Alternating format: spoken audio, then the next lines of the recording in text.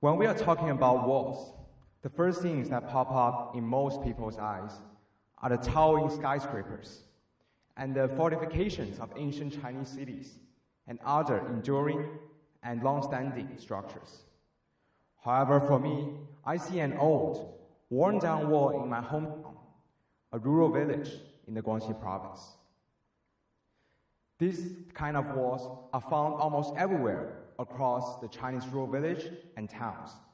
And on it, in a typical local municipal government font style, a line was imprinted, prompting the local dwellers to leave the rural village and seek jobs in the major cities.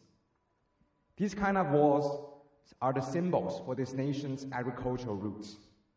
For the past thousands of years, China has undeniably been an agricultural-based nation.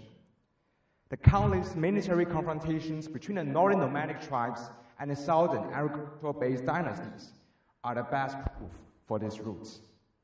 However, starting from the last century, this agricultural base has given way to the process of industrialization and modernization. Although agriculture is still an important core of our nation, as reflected from our celebration of major agricultural field leaders like Mr. Yuan Longping, the industrialization and modernization processes have hit the increasing problems in our agricultural base. And one of the most severe problems is the current urban society's lack of awareness of the agricultural world. This summer, several regions in the Henan province experienced severe storms right before the harvesting seasons. Wheat fields after wheat fields were destroyed. Gone are the farmers' entire year of hard work. However, few people around me were actually talking about this incident as if this disaster has never happened before. And this is unimaginable. In this age of digitalization, where any news could have gone viral across the internet in several minutes, an invisible wall currently looms between the urban and the rural worlds, dividing them up into two distinct realms. If this wall continues to exist, we are risking to worsen the existing problems of our agricultural base, namely the aging of the agricultural populations and the decline in willingness of the younger generation to participate in agricultural works. These two problems pose great threats to our nation's future, impacting the stability of our food supply, the meals being placed in front of our tables every day, and these needs to be changed. The first step that we can take is to shed light on the agriculture and raise awareness of the agricultural world in the urban societies. The second step is to utilize the tools of modernization to reconnect the distinct realms. I've been devoting myself into realizing the overarching goal because I grew up in between these two worlds. I come from a rural village in the Guangxi province. And ever since childhood, whenever I travel back to my hometown, I witness poverty. I witness elderly farmers working under scorching sunshine in fruit plantations. I witnessed a sense of disconnection from the urban world. And as a kid, I wanted to change things because this is the place that I call home. I want to improve this because this is where my roots lied. But back then, I didn't know how to realize these ambitious goals. As I stepped into high school, privileged by my opportunity to study entrepreneurship and start management, I gradually picked up the skill sets that I needed to put my plan into actions.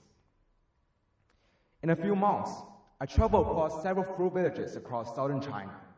And during one particular field research to a village, I chatted with an elderly woman as I helped her carry buckets of red mangoes to a local market. She told me that she usually had to embrace this hike by herself because there is a lack of buyers in the village that she lives in. After I arrived at the market, I talked and observed more farmers. And by the end of that day, all of them, including this elderly woman who I've helped, didn't close enough sales. And at that moment, I started imagining whether we could build an online bridge that connects these rural farmers with urban buyers to give them fair return for their laborious task. Since information asymmetry between the rural farmers, especially the ones in poverty, are precluding the effective closing of sales, I then proceeded to build an online platform that allows these rural farmers, especially the ones in poverty, to advertise their produce and connect them with the urban buyers who will then make the bulk purchases online. And our platform mainly operates in the southern parts of China across several fruit villages that I've traveled across. And examples of fruits that we featured include bananas, mangoes, passion fruits, and much more. With the platform constructed and the suppliers obtained, we still have to build a stable buyer base. And in economics or macroeconomics textbook and classes, whenever we are trying to solve poverty or generate demand for an underprivileged group's produce, government actions, including tax cuts and subsidies, are the go-to options. However, as high schoolers, the government's decision is way out of our influence. So what can we do? After doing a lot of research, we discovered that China, being a socialist nation, has the unique characteristic of setting annual targets for the SOEs, or state-owned enterprises, also known as 国企 in Chinese, for them to uplift regions of poverty. And one way for them to do so is to directly purchase produce produced in these regions. And based on our research, we discovered that these corporations are struggling to effectively locate these rural farmers in poverty, and thus precluding the effective closing of sales. This is where our platform comes in and acts as the bridge, acts as the middleman, connecting these corporations and the rural farmers. Still, we have to convince these corporations to use our platform. And because neither myself nor my partner have any connection to these SOEs, we had to make phone calls and send emails to them, convincing them to use our platform. And most of the phone calls and emails that we sent received no reply. Others, a hard no. Though they didn't specify the reasons for rejecting us, from their tones of distrust, we know that it is because we are a group of high schoolers. They didn't trust us. And in one particular week, we usually received around 20 rejection letters. And seeing them on the following Monday, I was on the brink of giving up. Feeling my frustration and disappointment, my partner came to my side, and together we looked back at how much we have achieved as a team. I forced myself to look on the bright side, looking at how vital our platform will be in reconnecting the piece of the rural and urban world. And I told myself that this is not the point that we should be giving up. So I got back to my laptop and started sending more emails to the remaining corporations on our list. And finally, we received one invitation from one of the corporations saying that their corporate social responsibility team wanted to meet us. After an intense week of preparations, that meeting day arrived. And during the meeting, we talked about how much values that we will be creating for these corporations and for the rural farmers.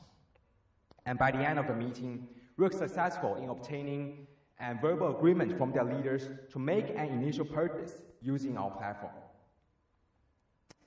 Months later, I traveled back to one of the fruit villages to observe one of the deliveries. And watching fleets of trucks departing the village with mangoes, I shared the joy and warm embraces with the farmers, because at that moment I knew that along with the digital platform, these fleets of trucks are the bridge that I've constructed to reconnect a piece of the urban and rural world. And this bridge not only transports the produce and generates profit for the local farmers, they are also transporting the message that our agricultural world deserves to be known by the urban society as much as the urban luxury and high-end consumer products. I've always wanted to share and amplify the beauty of our agricultural world with others. Awareness and the transportation of produce, these are the steps that I have taken to build this bridge to overcome the invisible wall. However, this bridge is only one initiative by myself and a few other high schoolers to solve this problem, and this is definitely not enough. That's why I'm standing here today giving this speech to you all, in this auditorium and in front of the screen. You guys are amongst the most well-educated, most empowered group to make a difference on this matter. Our nation has enjoyed the fruits of industrialization and modernization at the cost of our agriculture base in the past years. The posters embedded on the wall are the best evidence for this trend. And don't get me wrong, this trend is necessary for pushing for our nation's prosperity and stability. However, this trend is not sustainable, and now is the time to change. The first path that we can join force and change this is to use our own voice to raise the awareness of the agricultural world in the urban societies. For example, for most of us sitting here today, our hometown locates in rural village or towns. And whenever we are traveling back to our hometown, we can take the time and explore the surrounding countryside. Our cameras and the photos and the images taken are all powerful tools to spread awareness of the rural world amongst our own social circle. Both positive and negative aspects are important. However, I also perfectly understand that this kind of quote-unquote field trip is exceedingly time-consuming, and time in this age is sometimes a luxury. So we can proceed to follow another path, which is to support the existing channels that are currently voicing for the agricultural world. But sadly, existing channels that are talking about the status quo of the agricultural world are not getting enough attention. And internet traffic is the key to information spreading in this world. And in the past, I've seen several content producers across platforms like Bilibili talking about real problems faced by our agriculture base. By either liking their videos, subscribing to our channels, or even reposting their videos, we are able to amplify and assist them in persevering in voicing for the agricultural world. Now is the time that we really need to join force and revitalize our agricultural base, and either through our own voice or amplifying the voice of others. And with the raised attention, with the raised awareness, we are more likely to see more individual initiatives, like a platform that I have built, or even potential government policy changes that aims to stop or reverse the agricultural base of our nation. And this is why I am speaking here today, for you all to join force and join this mission to revitalize our agricultural base. Thank you.